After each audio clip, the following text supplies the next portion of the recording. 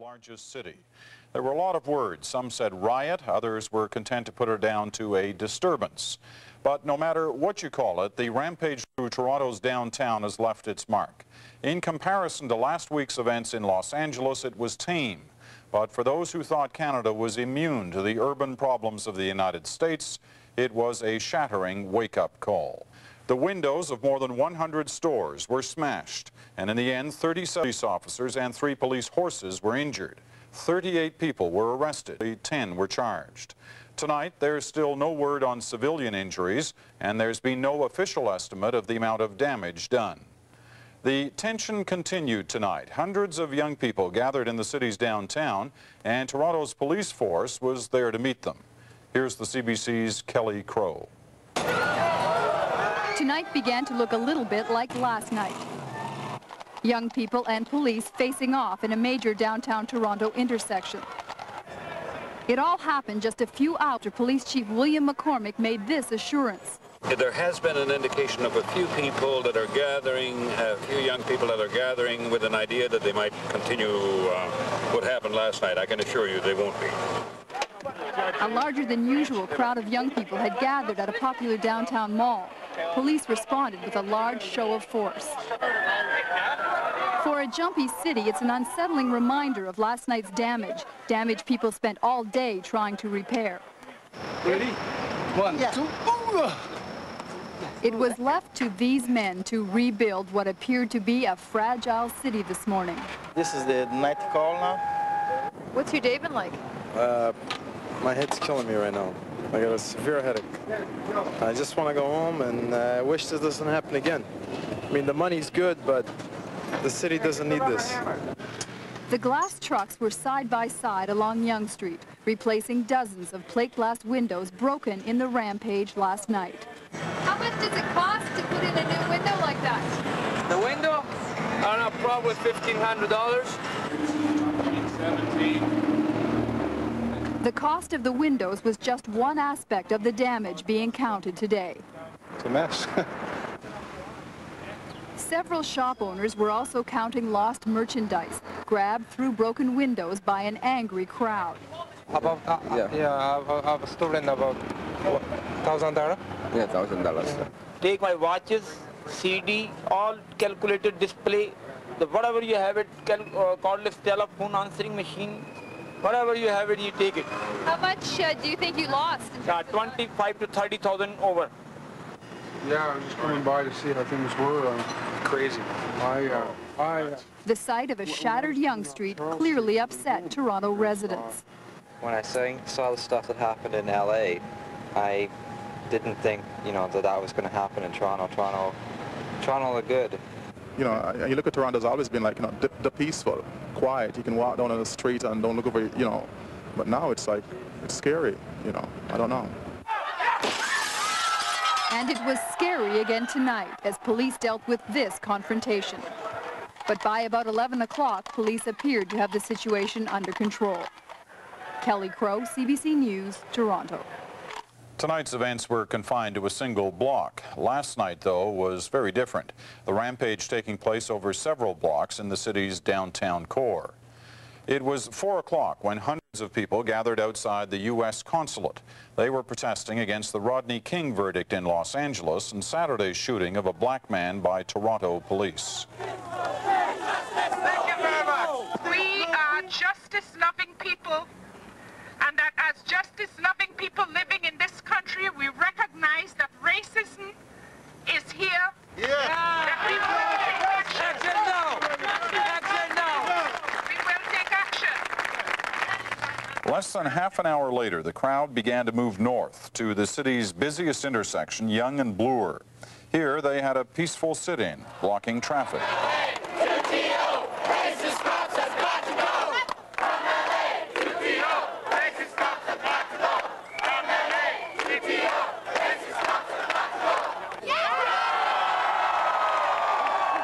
At about 6 o'clock, the crowd headed back down Yonge Street towards the city's major shopping complex, the Eaton Centre, and Toronto City Hall. People threw rocks at windows and police.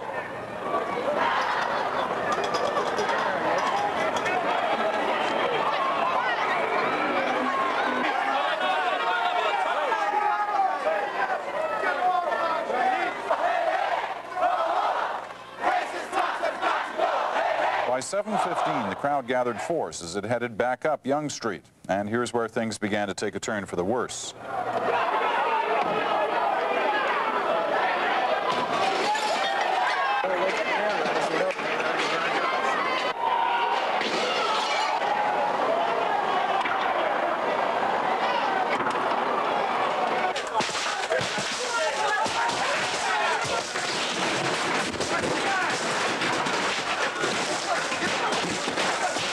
At 7:45, police began to realize how bad things were. They moved in on horseback and closed off Yonge Street. People to go home, okay? We'll do.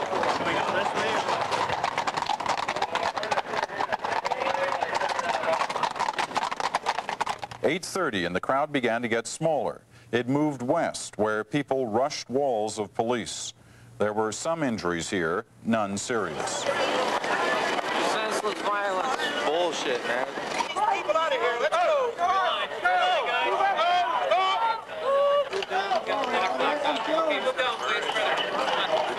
Yeah, behind this behind the wall here, please.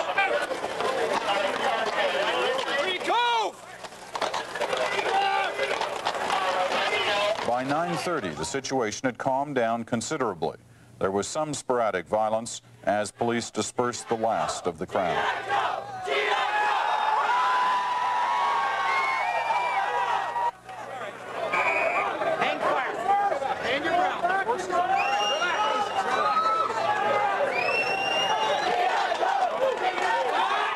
The reaction came as swiftly as the rampage. In Ottawa, the Prime Minister acknowledged that racism is a problem in Canada, but he stressed it's not as widespread as some allege. There was other reaction, too, right across the country, but the bulk of it was where the problem was, in Toronto. Here's Alan Garr. Stopped it right when it started. This morning, a young man put a question to a police officer that a lot of people were asking. Why was there no police officers around at all when people were breaking windows? Why did you let it happen? I didn't let it happen, sir. You did. Why didn't you do something? Anything? Not my decision. Whose decision was it? I have no idea. Well, in fact, these people were in charge, senior members of the Toronto Police Department. And in spite of the widespread damage, they reject the suggestion that they were unprepared. Let me assure you that we were not caught off guard, as you would suggest. On the contrary, the matter was contained and was admirably dealt with under the circumstances. But I'm suggesting to you that it has not been normally the case for a demonstration of this nature to disintegrate in the manner it did. But that's what happened, and the people who arranged it said it was not what they had planned. We are not about to destroy our homes, because this is our home. We pay our taxes. We contribute to this society. We are not about to destroy our homes, nor to propagate ideas in the community about destruction. Black leaders called on Toronto's Mayor June Rowlands this morning. She was looking for ways to defuse the situation. After the meeting, she said the destruction had little to do with the issue of race. What happened afterwards, of course, was nothing that was instigated by the leaders and the people that organized that demonstration. She said it had a lot to do with alienated youth, and she wants the provincial government to help. We definitely need programs for this summer. The unemployment is very high, and we simply can't afford to have youth frustrated and unhappy and unemployed on the streets of Toronto. The chair of the Toronto Police Commission, Susan Eng, agrees that the problem goes beyond policing. It is a societal issue, and there is a thin membrane that holds it all together, and no number of police officers and no show of force is going to be enough if society does not take some action to resolve the divisions. That approach may work in the long run, but in the short run, one decision has already been made. Police will meet future demonstrations with a greater show of force. That includes Thursday, when the black community plans to protest treatment of blacks by police. Alan Garr, CBC News, Toronto. The original protest, the tension behind it was about race, about a system some believe treats minorities and blacks in particular unfairly. The protesters say that's what happened at the Rodney King trial in Los Angeles, and they believe it also happens here. Whether it actually does is something that's not easy to answer. But as our social affairs specialist Karen Webb reports, there are clearly a lot of questions. To Toronto's black community, the list has become a litany. Wade Lawson, shot and killed while fleeing in a stolen car. Officers acquitted. Sophia Cook, shot in a car stopped by police. Charges dropped. Marlon Neal, shot after running a radar trap. Officer acquitted. In the last 5 years, those 3 plus 4 others. And then early Saturday morning, Raymond Lawrence, shot and killed while threatening an officer with a knife. Community leaders like Bev Folk say many young black people believe the police shoot first, ask questions later. If we're being killed, if we're being shot, if we're being harassed constantly, there will come a time when we will fight back. And maybe that is it now. There are very few numbers to support what many black people think, that, for instance, they will be arrested when white people won't be. The police force here doesn't keep statistics on race, so it has really become a question of what people believe. And what black Torontonians believe is that when the police patrol their neighborhoods, they see black faces and assume the worst. Last night, fear for her brother forced Tammy Young to search for him. Because he's a black male, and I know how black males are viewed in this society. They're at risk of getting shot or put in jails. McMaster University professor Harish Jain has studied how police forces in Canada treat minorities. Well, I don't know whether you can say that any one particular police force is racist. I think the society itself and police reflects an element of society. They have their numbers of racist police officers, just like you will have in different other organizations. The Toronto police force denies it treats black people differently from anyone else. That is a totally inappropriate statement. Not only is it an inappropriate statement, but it is absolutely untrue. Lawyer Courtney Betty, however, says the force knows there's a problem. He says the black community fears the police and the police fear the black community.